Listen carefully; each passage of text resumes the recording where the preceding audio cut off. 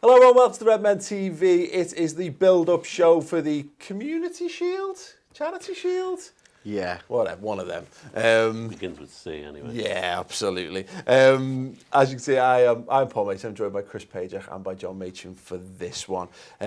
Chris, it feels like there was a longer gap from the final game of the season to the Champions League final than has been from the Champions League final to the first game of this season. Which is mad considering we've had about 7 games of footy since. But you're exactly right though. I mean, that dragged so much, and I think it was the anxiety of having a Champions League final to look forward to, which I didn't really look forward too much to it. But since then it's just flown around, and now like you got Klopp coming out before this game saying it matters, and all of a sudden I really think it does. Yeah. I've never ever cared for the Charity Shield in my life. Big a couple of days ago on like the whole, it's just a friendly game. It's a friendly. We're just going to put a bunch of. Klopp comes out and says it's a real game, and I'm like, go on, let's get them, come on, get the buggers and all this. Like, it's just mad, isn't it? I mean, listen, it is Manchester City, and you know this is going to be a long, hard season with us competing against them. So any little knife in and a twist of it in this game, I think would be good. And certainly for the players, I think, you know, we were speaking to, was it Virgil van Dijk at Fenway about the Charity Shield and the Community Shield? And he was like, no, it's a trophy. And that was like a few weeks away. They would the squad were ready for it. And if the squad are ready for it, it doesn't matter what anyone else thinks. It was telling how many players we spoke to who, or like apropos nothing, mentioned that as a game, so it was clearly their focus. They were clearly all gearing up towards it. And the Super Cup in the same vein. Absolutely, and what it makes perfect sense then that when you see Klopp's press conference build up to this, which he did on like Monday morning or something. God knows where he did that, but he was quite affronted at the notion that this is like a basically a glorified friendly game, and the expression curtain raiser was used, and he kind of laughed at that because I think he's keen to press home that look, it's a piece of silverware. We're not going to open top bust for this, but it goes on the list. If you look, we played City in pre-season games before, and no one cared. Yeah, but everyone will care about this, whether we beat them or they beat us. So yeah, it is much more important. And how good will it be to suddenly go from having no trophies under Klopp to having 2? Yeah. And then the Super Cup having 3? Yeah. You know, that would set us up. Club 4. Yeah, that would set us up for the whole season. Yeah. So yeah, it's a big game. I mean, I always liked winning Charity Shield. I always thought it was good fun. You're always playing one of your rivals, you know, because of the nature of the competition. So it's always good to beat them, and City in particular, because. I still think, to be honest, they should have just given the Charity Shield to City. Seems they won both competitions. And so like, win it by default. I think they should have just handed them it there and then. That's why it was better when it was called the Charity Shield, because you knew it was being played for charity, and therefore there was a purpose. You know, because it's not the first time that it hasn't been the cup winners versus the champions. There have been other occasions when it's been different, but it was always played for charity. And that's why calling it the Charity Shield made sense of it. Yeah. No, like I really. Was it now then the Community Shield or something? What community is that? Yeah. Our community, their community, someone else's community. No one really knows, or ultimately just going cares. into the Tories' back pocket. Yeah, well, this is. This is the most I've cared about this competition. It's funny because I'm normally on holiday this week in August, and this is what it's done to me. I'm here and we're building up for a Liverpool game, which is now the first game of the season, a week before it's all meant to start. And this is the game where you're normally abroad and it's like Arsenal are in it, and you might find a pub somewhere and you'll go and watch it, and it's a night you have a pint and a relax and watch the first taste of footy for the season. And look, this is what it is, and the deeper meaning of it, we can make a case one way or the other. But for Liverpool to be involved in this game, it's not a massive game. It's not a game with mass importance, but it is another indicator that you're a side going in the right direction, because you've had a good season last year. We won neither of the qualifying competitions for it, but we were the next in line. That City will be really up for it, because they did win the 2 competitions, and they didn't win the I Champions don't think you League. should get to keep the other This is- trophies if you don't win. Yes. Hang on a minute. Is our Champions League up for grabs here? Let's win the Super Cup first before we make that a thing. This is a chance for them to beat the champions of Europe, isn't it? So they'll be up for it. Absolutely, and I think it's so much. A great sense of relaxation fell upon me when Liverpool beat Lyon in the build-up to this, Chris. And even though it was the most hodgepodge thrown together team, we saw 200 players pull on the shirt and go on there quite comfortably.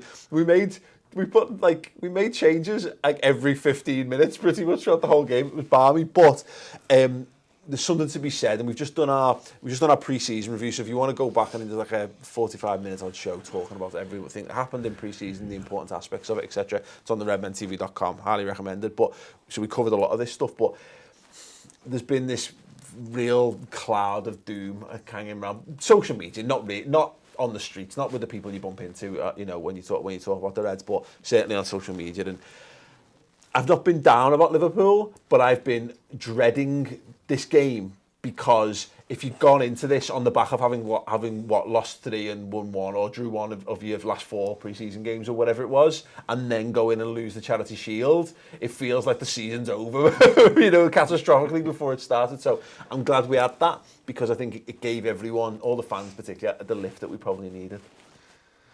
Yeah, I think so. I think for me, I want us to win the Charity Shield. I want us to win the Super Cup, the World Club Cup, the Champions League, the FA Cup and the Carabao, maybe. Now, it's a little annoying that dream can be over before the season's even actually started of winning 6 competitions. So for me, it ends a little bit early, this competition. I get annoyed that the Carabao ends in January. Yeah. But the Charity Shield being literally before the season starts, that's a little bit annoying. I want to beat City. I really do want to get one over on them. I want to dent their players' confidence a little bit. I want to dent their fans' confidence a little bit. And I'm sure Liverpool players feel exactly the same way. I mean, just going back to this stuff about people being pessimistic and being upset that we were losing, pre-season games. Our last competitive game, we won the Champions League. Yeah. End of story. Yeah. Our next competitive game's not until this weekend. Yeah. So. Fortunately, we're in a healthy position, just as Manchester City are, is that if you lose this game, you just say it was a friendly. Exactly. Yeah, I totally agree on this, is that, and this is what I was saying before, but you can spin it both ways. If you win it, then it's a great chance to lay a marker down, to give your big rivals a bloody nose, to get a bit of, one-upmanship, etc., as fans. If you lose it, then you get to go, well, it's a bit early yet, and the players are not fully fit, and etc., etc. And look, both sides have got those viable excuses. And I bet if anyone did any research, the outcome of the Charity Shield or Community Shield has no bearing whatsoever in who wins the Premier League. I remember, did we beat Chelsea in 2007, I think it might have been, after we won the FA Cup. It was at the game where Ballack and Shevchenko made their debuts, I think. And we were brilliant in that. We battered them, the new lads in that game and all that. But Chelsea were a much better side than us ultimately were. It's a good test. I think both sides have got the pre-loaded excuses if it doesn't quite go the way. I mean, Aguero and Gabriel Jesus have only just come back into training this week, so they've not even played a pre-season game for City. Yeah, I'm not even sure if Fernandinho's back. Otamendi literally only just come back this week as well. So they've got a great. The side out of interest that they played in the last game against Yokohama. They had Bravo in goal. So again, Edison's not played a pre-season game for them yet as well. Walker, John Stones, Laporte, Zinchenko's a back 4, midfield 3, Rodri anchoring with De Bruyne and David Silva, and then Bernardo Silva, Raheem Sterling playing centre forward. It's still a good side. Terrible side. I know, yeah. Good them, aren't they? I was all right with it until you went from Rodri forwards, and I was like, yeah, they've still got a lot of good players. But the good thing, like I say, they have. That's the fundamental difference, I think, between them and us. And what we talked about last season was their best players are so well established in that side, whereas I think some of ours are still kind of making the way. But the fact that they don't have, Sterling playing centre forward, we've seen Sterling play centre forward. He's capable. He's had a really good pre-season. He scored quite a few goals as well. There's still some doubt over the mentality of Leroy Sané, whether he's angling for a move away. He still scares the life out of me every time he gets the ball. He was pre-season. I've been praying that Bayern would buy him. Yeah, because I don't like playing him. How often? How often do you pray? Sorry? Pray more often. Oh, I see. I don't pray at all, sorry. Turn of phrase, not a reality. If anyone does, though, please make it happen before Sunday. But yeah, obviously, so we know that the Aguero thing, Aguero not being full fit and firing has to be considered an advantage for us because he has such a tremendous record of scoring goals against us. Fernandinho not being there is another one who was brilliant. Yeah, it is what it is. It's late. It's late pre-season, isn't it? That's the nature of where we're at. But it's encouraging, I think, when you read into some of the City stuff that their preparations have been disrupted by the international tournament. The same as us. Mahrez has been at the AFCON. They've had some of their best players at the Copa America the same way that we have. So it is going to be a case of who's capable of putting the fittest, most hungriest squad out, and us just having those 30 minutes odd for Salah and Firmino in midweek in pre-season, knowing that they haven't been able to do the same for Aguero, I think gives me a little bit of encouragement in that regard. Absolutely, it was just brilliant to see them back on the pitch. Yeah, and strictly Bobby scoring, it was superb. And I'm hoping Mane gets a run out of the weekend as well. Yeah, just drop him in. Yeah, why not? Yeah. I think you're right though, Paul. I think I'm not expecting Salah and Firmino to start. I'm hoping that they do, but the whole point is to get someone match fit for Norwich. So they're going to have minutes if they want to be match fit for Norwich. Absolutely. Whether that be from the start or the end. And I think City might go the same way. Yeah. It's whether they've got a little bit more trust in their backups. Yeah. So, Dad, Klopp said that he said, no one's told me it's a friendly, it's a final, it's the first time I've heard no one rate it. He went on about how many of them he'd won in Germany as well. We saw Naby Keita, Xherdan Shaqiri, Bobby Salah all getting minutes in that. Do we think all these things, we'll come to predict 11s in a minute, but do we think these things inform how strong Jurgen will go for this? I think he'll go as strong as he can, to be honest. But I think the dilemma's going to be, you've only got the normal run-of-the-mill subs, I'm assuming, that you can only bring on 3. I think it's 3. Yeah, that's a good question. There's 6 subs, isn't there? I don't know how many of them you can use. It's just that when people have told me that there's 6 subs, I thought, well, normally there's 7, so it must be the fact that you can use 6. If you can use 6, that changes things considerably, because clearly you can put on players like Keita and Shaqiri and Mo and Bobby for a time and then be bringing them off. But if you've only got 3, then you've got to use them really carefully if you still want to win the trophy. Yeah. Well, let's play a game of hypothetics in this. Knowing that Man City have got a reasonably similar issues kind of thing with some of their players and the fitness and what have you, do you go, well, we'll start Salah, Firmino, we'll go for it for 60 minutes, or do you go with a side that's capable of containing for 60 minutes and then bring those lads onto the pitch? Because there's a game of brinksmanship that could possibly be had there, because if they, the team that goes for it is not going to have much in reserve, as much in reserve, and vice versa. I don't know. So, Si, just to confirm, it's 6 subs that you're allowed to use. Yeah, 7 on the bench, and you can use 6 of them. Okay, so I think that's Simon Mignolet coming on for 10. I'd always tend to go for the throat early. To be honest with you, that's what I'd like to do. Get out there. Hope that they've gone the other way. Yeah. First of all, so they're playing their poorer players, and then you put everybody on, hit them as hard as you can, get 3 goals up, and then put Adam Lallana on the 6 and hold the game out. Watch Twitter going to meltdown. Yeah, absolutely. Right, we'll do preferred 11s in a second. Before we do, we've mentioned it before, but Chris got to sit down with the Liverpool boss, Jurgen Klopp. There's a clip out on YouTube right now that you can check out if you haven't done so, but the full interview is available on the redmentv.com. There's a little bit more from that. System, we will see which we will use. We have to be over the season. We had to be creative. It's just like this. That's when we come to that transfer stuff like that. You cannot cover each position with 2 players of the same quality. It's just not possible.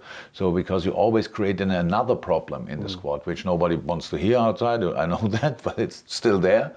So you need to be creative. He can play. I think last year Hendo played right back, right? Yeah. So we had different solutions for some problems. Nobody really.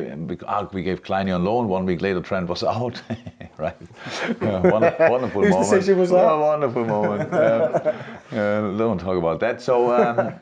So yeah, get over to redmentv.com. It's completely free for the first month. It's a 23-minute sit-down with the gaffer. Like I say, you've got a good taste of that on the YouTube channel, which we'll annotate to at the end of the video. If you just want to check that out, by all means, be our guest. It's great in and of itself. But yeah, the full thing is there. If you want to hear Jurgen Klopp's impression of John Machin, it's on there as well. Yeah, absolutely. It does an impression of my dad on there, which is almost worth the subscription alone. I mean, this is the thing for me, Paul, and you know, we've advertised this now a few times over the videos and stuff.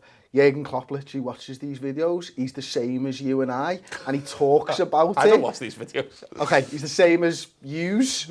But that is a boss thing to think of, though, as well, isn't it? Yeah. You know what I mean, and stuff like that. So, I if you want to wondered hear why him I had talk a few about new followers. Did That was you? obviously why. there you go. Like, it was a good impression, to be fair. I haven't seen it yet. Oh, we'll Have you not seen it? Show you there. Because we forgot to upgrade the subscription from the base level one. The £2 one. Yeah. Well, he needs to give us £3 a month then. That's simple as. Yeah. I'm charging you £5. Yeah. That's it. So yeah, go and check out that. As I say, it's completely free for the first month. There's exclusive interviews with the likes of Divock Origi, Gini Wijnaldum, Virgil van Dijk, Jordan Henderson, Alex Oxlade-Chamberlain. There's tons and tons of amazing stuff on there. And as I say, you're going to get the first month of the season as well, and all the fallout and reaction from the Charity Shield and beyond. So yeah, go over and get involved with all of that. And if you have got a redmentv.com subscription, let people know how you're getting on with it in the comment section underneath. Did he tell you about it? Sorry, Did he tell you about it, Paul? What about what? About Klopp's impression of you? not really. He just sort of mentioned it. Paul, but you sent him a picture of the pint in a pub you went in 15 years ago and you forgot all did of... tell him. You did? Yeah. He didn't tell me he did an impression. He just said he made a comment about. Anyway. Told me, Mum. Oh, well. And he switched off when the next started to talk. So, Dad, what are you going for? What's your team for this one? Well, to be honest, I've sort of... I think I've gone for the team I think he'll play rather than what I would prefer, because I would always prefer Joe... Man, you said you prefer team. I would always prefer Joe Gomez in, centre-back. and I don't think he will. You know, I think it'll be Trent. And I've gone with Matip. They've gone with the basic back four: Matip, Van Dijk, Robbo. Midfield of Fabinho, Henderson and Gini Wijnaldum. Okay. And a front three of Mo, Bobby and Origi. So I've done the defence like you, John. I've gone with the team that I think he'll put out, although I'd prefer Gomez as a centre-half. But I've gone with Alisson, Trent, Matip, Van Dijk, Robbo. And then I've gone Fabinho, Henderson. Someone that I want to see in there is Ox. Yeah. I think he'll go with Wijnaldum, but I do feel like I'd like to see Oxlade-Chamberlain in there.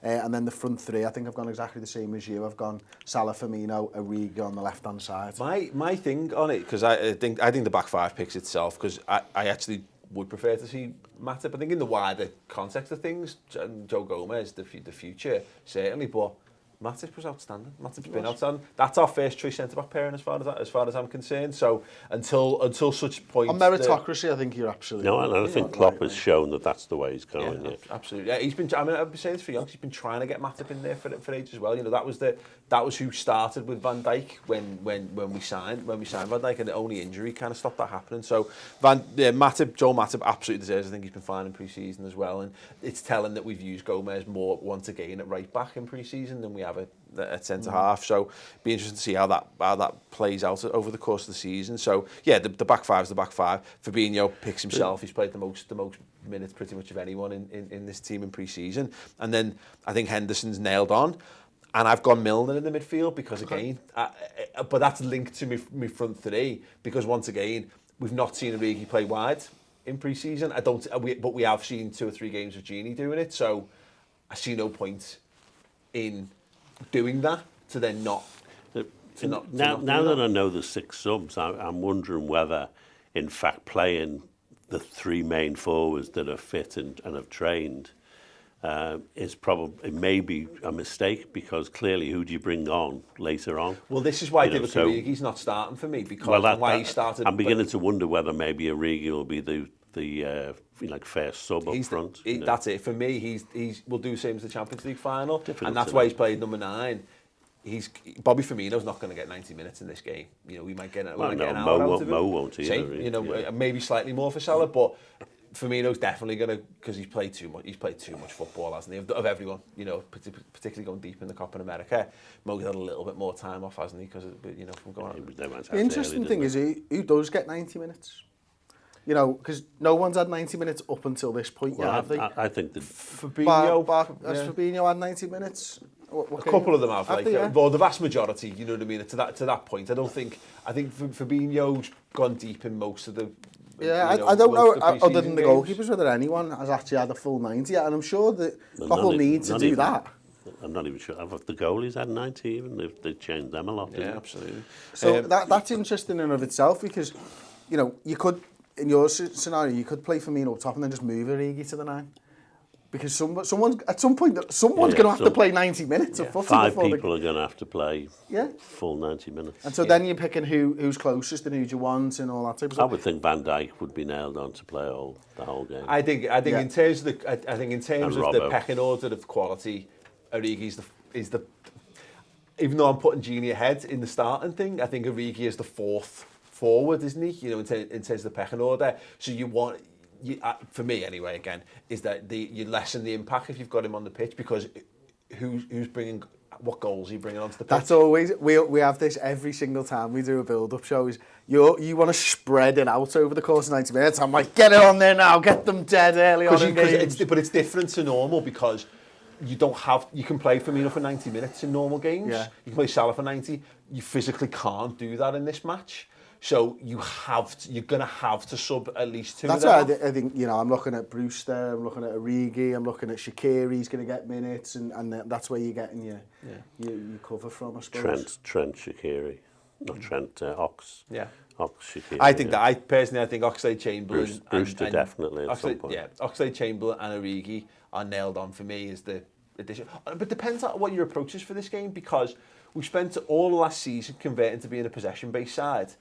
Do we have to go back to being a counter side for this game? Because that's where we have our best joy against Manchester City. So it might facilitate putting Oxlade-Chamberlain back into the midfield. So you've got a bit more pace on the counter. And you're dead right. Then you are putting Origi left wing, because you're getting as many fast lads in. You just want to hopefully catch them cold in the first half, and then you can go back to being solid. At some point, I love watching us counter-attack City. I think it's a really good game of cat and mouse almost. But equally, I'd like to be the better possession side. At some point, I think you have to be able to change that. And I don't know whether this is the season that we do that, but it would be great to think that we're actually a better passing side than City. I don't think we're there yet, but at some point I would like to change that dynamic as well. Yeah, maybe. Yeah, it's interesting. The other factor, of course, is what City do. Because clearly, if they can't play Mahrez, and you can't play Aguero and Jesus probably. So where do they go next? You know, or do they make these players play? And really, can Rodri, De Bruyne, and David Silva deal with Harvey Elliott? That's the big question of the day, isn't it? You know what I mean? Hey, Harvey Elliott, been very impressed with him. Yeah, absolutely. I don't think they'll have come up against a player like him before. I think Pep Guardiola would be desperate to not take this game dead seriously. But unfortunately it does. So I wonder whether he'll be forced into a gamble. And I think again, the players that they've got to gamble on are slightly more of a gamble fitness-wise. I mean, it could be famous last words, of course, but again, Aguero, just in terms of a lad who's had so many injuries through his career, they've gotten lucky in recent times with that. But are you going to gamble on his fitness for the season by chucking him in? It's fascinating, if nothing else, and it certainly adds, as if anything needed to be added to the excitement of this game. Also, there's another dynamic with the Aguero, Jesus stuff is, I think in my head, and City fans will be able to tell me if I'm wrong on this, but at some point there's got to be a change of the guard between Aguero and Jesus. And it feels to me this season's the one. And if I'm Aguero, I kind of don't want Jesus to get a start in this. I kind of want to make sure that I'm in every single week, putting that marker down and saying, you can't get in this side. Well, he's tried for 2 years to do it, hasn't it? It doesn't so work. if you're Aguero, you don't really want to let Jesus start this game, do you? So you're knocking on the manager's door going, I'm ready. Well, they're both in a similar boat though, aren't they? You know, in terms of potential preparation for this. They were coming back from Copa America. So both of them only arrived back in training on Wednesday, having not played a single minute of pre-season for them. And look, Kevin De Bruyne is going to be the key to this, isn't he? I think we were chatting off air on this. He's on fire by all accounts. He's flying in pre-season for them so far. And same as Sterling. Look, I think, it shouldn't be underestimated, as we know. Bernardo Silva, by all accounts, was their best player last season. Well, every time I saw them, he was their best problems. Big chance for Trent. But they normally take Bernardo Silva off, don't they? Bring Mahrez on, well, they can't do that. Yeah. You know, so and Sané would normally come on and replace Sterling. So do we know? And Si, is one for you to have a quick Google of while we prepare our predictions. Can you still share the Community Shield, or does it go to pens? I think it goes straight to pens without extra time, doesn't it? I know there's no. I know that there's defo no extra time, but I don't know whether it gets shared or whether it goes to pens. Simon will find that out for me. Dad, what? How do you think this one's going to go? I have no clue. Absolutely no clue. I just think it'll be a typical City-Liverpool game. It'll be very close. There'll probably be one goal in it. It probably depends on a little bit of luck. You know, last time we played them, they beat us by us not, being short of by a millimetre or two from a goal, and them hitting the post with one that bounced in. Yeah. And Company not getting sent off when he should. Those little things change the game, don't they? But, and let's hope they go in our favour this time. Yeah, absolutely. Okay. Straight to penalties. Straight to pens. Okay, cool. So Liverpool to win on pens. Yeah. Brewster, top bin, 12, 5th 11. pen, no messing around. 12-11 on pens, yeah, absolutely. Yeah, I'd love it if I'd genuinely love it if Alisson scored a pen and Ederson didn't. That would be like, can you imagine the Twitter fume that would go off about that? Yeah, it'd be amazing. However, it shouldn't matter really, But I don't. Liverpool aren't so good that this competition, this shield can't matter to us. I think you reach a point when you're good and you win in the league every season, the FA Cup, and you're in it every other year. And I think Liverpool became blasé about it in the 80s and whatever, because it's just a thing you turned up to as a bit of, as you say, a bit of a jollies or whatever prior to the season starting. Liverpool should be going about the business of getting as many shiny silver things on the If on the Liverpool books as win possible. this, everyone will be scared to death of us. Yeah. Because people will think, oh my God, they really are as good as people have been saying. And for me, it sounds daft, but in terms of the full season, I want us to compete for the Premier League 100%. And I haven't even really thought about the Champions League again because it's so unlikely that we get to 3 finals on the bounce. But who knows? But this is a season where just acquiring bits of silverware just adds to the mystique, because I think it's going to be. I think it's too hard to win the league this season just in terms of the physical fatigue off the back of 2 years, almost a solid footy for our best players. So for me, this season is about gathering whatever you can, just to keep the whole enterprise ticking over. And look, if you only win the Community Shield in a season, it's not enough. It's not good enough. But if you compile a small pile of lesser value trophies, it matters. It starts, again, the honours list just gets a little bit bigger. It's got a bit fresher. They go next to players' names on the Wikipedia honours and all that kind of stuff. And I think it does matter. For me, it starts with this. So I would like very much whatever it takes to kind of get this over. And I hope it's just a case of fight. And I hope Liverpool have just got that a little bit more. And if they have, I think it'll be a close one, but I think we'll come out on top. Let me know your score predictions in the comments section underneath, or by tweeting at the Redmen TV.